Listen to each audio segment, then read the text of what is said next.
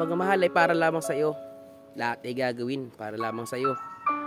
Iaatang ko lahat ng responsibilidad na ibibigay sa iyo para lang mapasaya kita sa buhay mo.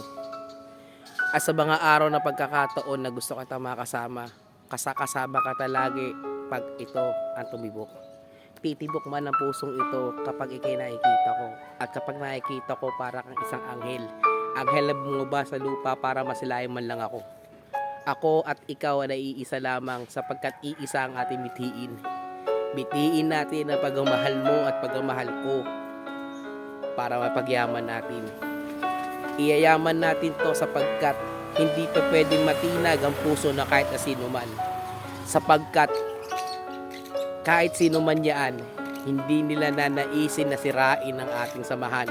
Samahan na nagsisimula lamang sa isang pagkakaibigan. Pagkakaibigan na humantong sa isang pagmamahalan. Handa din ako mag-intay doon para sa mga bagay na kailangan kong intayin.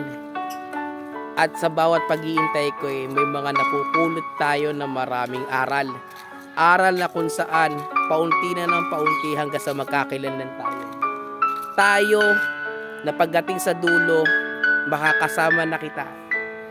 At sa bawat pagkakataong yun, at yun ang magiging simula na isang wagas ng ating relasyon. Relasyon na kung saan